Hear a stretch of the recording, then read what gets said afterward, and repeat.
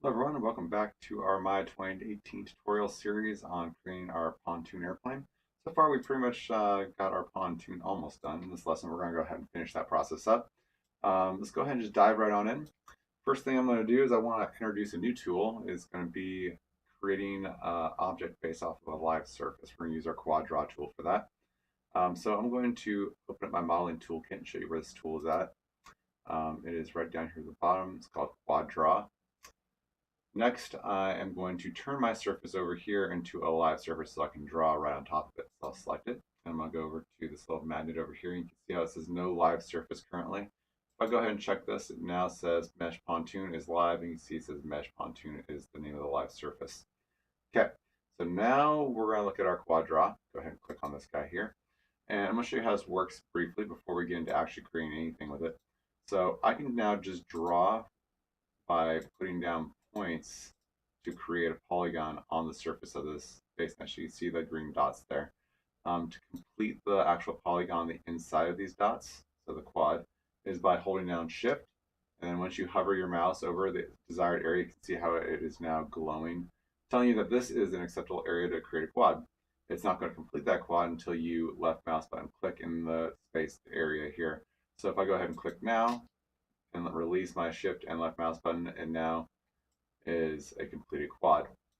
Now I can go ahead and build upon this. If I wanted to go ahead and put in 2 more points, hold down shift, left mouse button click, I can now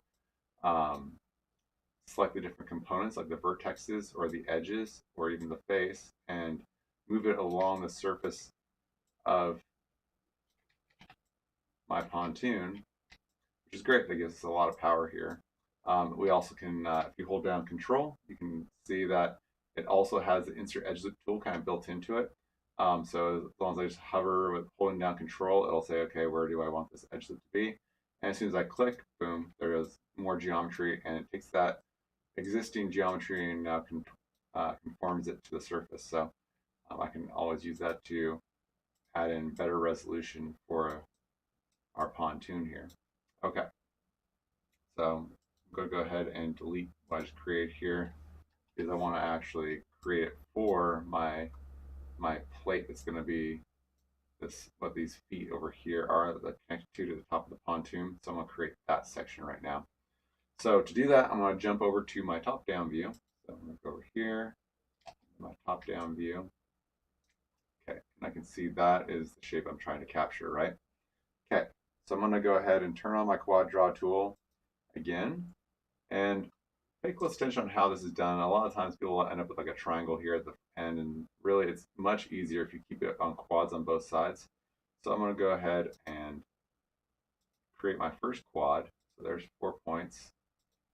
Hold down Shift, click. Okay, recenter this one right here. Keep it nice and even going down the middle. I'm going to put in 2 points on this side, trying to keep an even line over here. And I'll hold down Shift, and there we go. Now I have 2 quads.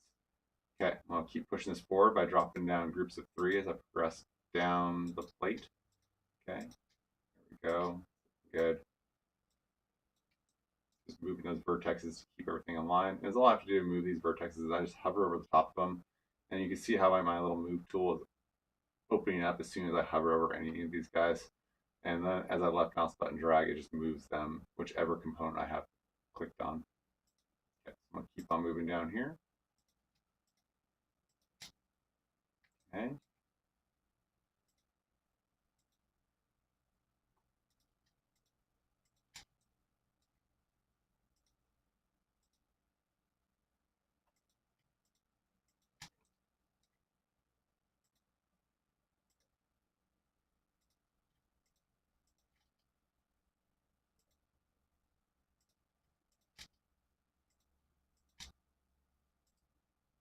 There we go, and I'll just finish up this last 2 quads at the end.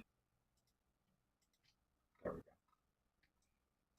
You can always add in a little bit more geometry if you feel you need to. You can go ahead and just soften up these corners a little bit if you want to. It's up to you. Maybe you want to have an extra loop on each side over here, allowing you to round off the end bit a little bit more. A few extra polygons isn't no big deal. You can add those in. Okay, so that face shape will do for my plate.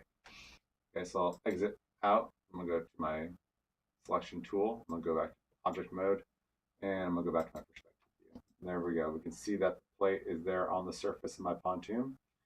Okay. Right now it's just a plane, so I need to give it some depth to it, some thickness. So I'm going to switch over to my face mode. So I'll hold down right mouse button, go to face mode. I'm just going to select all of it. Okay. And then I'm going to activate my extrude tool. Okay. And then I'm going to, and I should probably turn off live surface. You can see how this little circle is here. It means that the extrude is going to try snapping to the live surface. And I don't want that to happen, so I'm just going to go ahead and turn that off. From here, I can go ahead and now translate this up just a little bit. More. Okay, that looks good. That's enough for the extrude. I can now exit out and go back to my object mode. So I'm going to hold down right mouse button, go to object mode. Okay.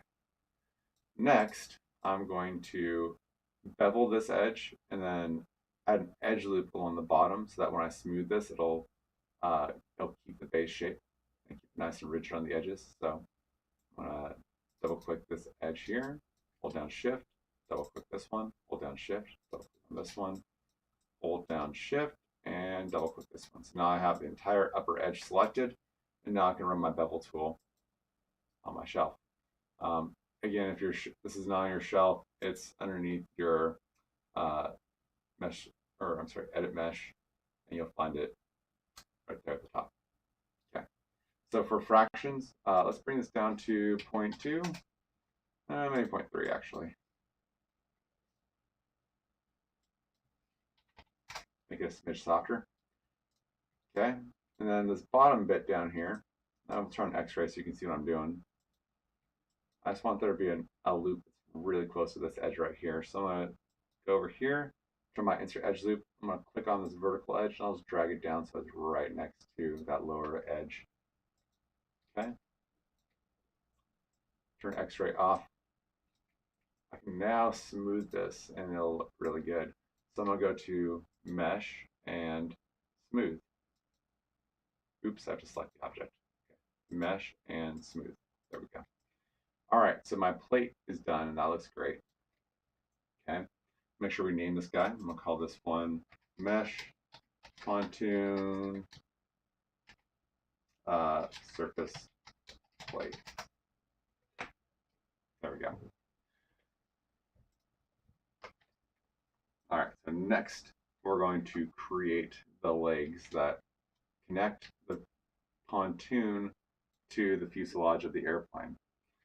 Okay, so it's going to be a couple different tools we're going to use, and try to be patient with this one. But we're going to go to the Create CV Curve tool. So it's underneath Curve Tools, CV Curve tool. I'm going to add this one to my shelf. So if you're on a Mac, it's Command Shift left mouse button if you want to add an icon to your shelf. For a PC, it's Control Shift, so left mouse button. So I'll just add that one to my shelf. I'm going to just middle mouse button drag it over here. I'll stick it, let's say, right here. Maybe I'll show it inside here. There we go. Keep the blues together. Okay, so for the CV Curve tool, we need to actually be locked down to an orthographic view. Otherwise, those points will just pop up all over the place in 3D space. So we're going to activate our CV Curve tool. In fact, I'll even open up the submenu just to make sure that this is on cubic. If it's not on cubic, it'll just create straight angles and not a curve. So after you have 4 CVs inserted, you'll start to see that there's a curve going on. Anything less than that, and it'll look like straight lines, but this will create a nice curve. If it's on linear, it will never curve. But okay, so I'll go ahead and close this down. Let's go ahead and jump into our 4-panel view, and we're going to jump into our front view here. Zoom in a little bit. Okay, so I'm going to create inside my pontoon because I want to, when the foot comes out, I don't want it to be just sitting on the surface. I want it to look like it's part of the pontoon, very well secured. So I'm going to go ahead and click once here down the inside, click twice, 3 times, 4 times. Now you can start to see there's a curve going on. 5 times. And I already know from experience that this doesn't really quite give me enough to meet up with the airplane. So I'm actually going to extend this up to about over here so I have some play with the leg to make sure I have enough geometry to connect it in. So let's do 5 and say 6 and then hit enter or return. Now I'm not going to bother naming this because I'm going to eventually just delete this off. Okay, so I know from the front view it's all lined up, but I need to make sure that from the side view that it's where I need it to be. So I'm going to jump back into my side view for a moment. Okay, I'm going to hit W, and I'm just going to move this until it is right where this leg is, and that's fine. I know this curves it back a little bit, but I can add that adjustment manually. Okay, so let's go ahead and pop out of here again, go back to our perspective view. Now I'm going to create myself a cylinder, because what I'm going to do is I'm going to use that cylinder to extrude along the curved surface, which will create our leg for us. So I'm going to create a cylinder. I'm going to shift select my curve so I can isolate the two of them. Okay. I'm going to go to object mode, and I'm going to shrink this down quite a bit because I already know this is way too big. And it needs to be quite a bit smaller. So go ahead and just get in there and take care of that.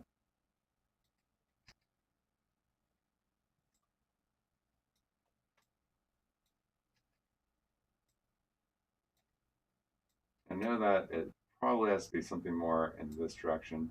I'll have to exit back out and go into my orthographics to make sure that it's the right width. I do know that it needs to be flat in one axis, kind of like this, so that when it extrudes out, it's not, it doesn't look like a pipe, it looks more like, I don't know, more of a squash cylinder. Okay, so I'm going to select both these guys, keep them both selected. I will now turn X-ray, oh, I'm sorry, not X-ray, 4-panel. And it's already on X-ray. There we go. This is what I was wanting to have. I'm going to scale this up in that direction. Okay. There we go. That will work. So now I can go ahead and reselect this guy and go back into isolate select. There we go. So go to face mode. And what I'm going to do is I'm going to select just the top faces of the cap. So I'm going to select like this, which gives me all of them. And I'm going to inverse select this chunk down here. So I'm just left with the cap selected. So I'll hold down control. You'll see that minus symbol next to the mouse cursor. Again, to where now I can just inverse select this section here. And now I can just shift select my curve and hit extrude. Okay, now it's popped all the way over to there to the end. That's good. Now I need to define how many divisions I have. Right now it's only one, so it's just popping from the start to the finish line. So let's go ahead and put in a value, let's say 15. Okay, that looks better. All right. If I wanted to really even it out a little bit more, maybe I'll put in 20. Okay, that's good. Okay, so let's go back to our, let's unisolate for a moment, see how that looks. Okay, that looks good. Let's go ahead and check our perspective, or I'm sorry, not perspective, our side view from our orthographic view. Okay, so I can see here how like the plane, how they kind of go backwards. So it's slanted back at an angle. I can use the history, it's connecting the curve and the geometry to adjust that. So I can select both these guys, deselect the geometry. So it's just the curve that I've selected. Hold down right mouse button and go to control vertex. And from here, I can actually select a chunk of these guys and I can move them, and you can see how it will adjust the geometry as well.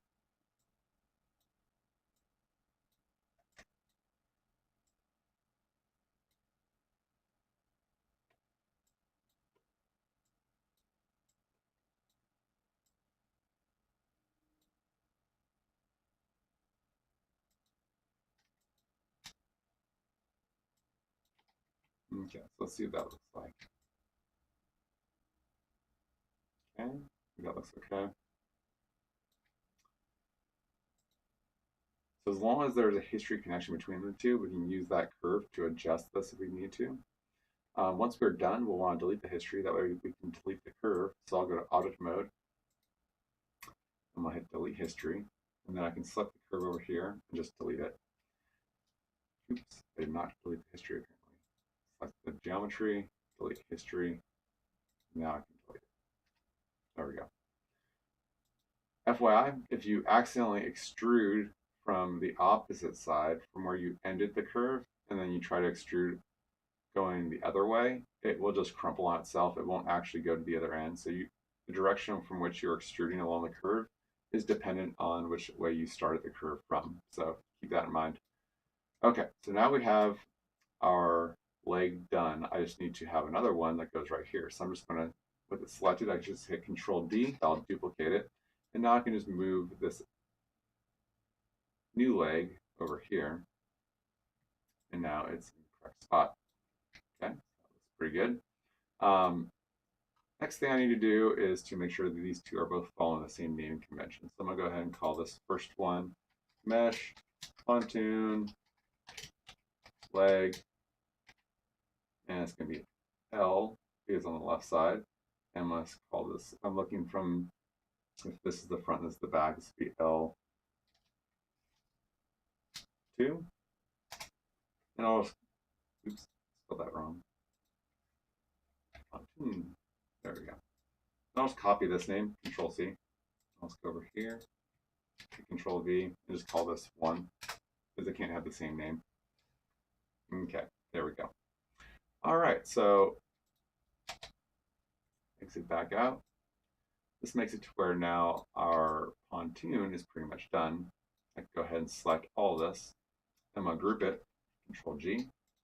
Call this GRP underscore pontoon. This is going to be the left one, so underscore L. I'm not going to hit Control D. Not that I really need to at the moment, but just for example's purposes. So there I have my duplicate pontoon. Now I need to face the opposite direction, so I'm just going to reverse it by putting a negative and 1 in the scale X for that group, and they'll make it to where the whole thing rotates where now it's facing the opposite direction. So now we have our pontoons created, and now we just need to build the airplane that sits above it. So this is going to be a pretty good stopping point for us. So I'm just going to go ahead and save where I'm currently at. I'm going to go ahead and also make sure this is not L1, this is R for the right side. Okay. I'm also done with my reference images. So let's go ahead and turn those off. I don't need those anymore. I also don't want these in the scene when I'm modeling my airplane. So I'm going to go ahead and create another layer. So this one here with the ball on top of it, click on that one. This one's going to be called mesh underscore pontoons and save. Now I can just go ahead and turn visibility off for those. And that way, when I start to model my fuselage for this, these won't be in the way. So again, make sure you save your scene. And this is where we're going to end. I'll see you guys in the next lesson. Thanks for watching.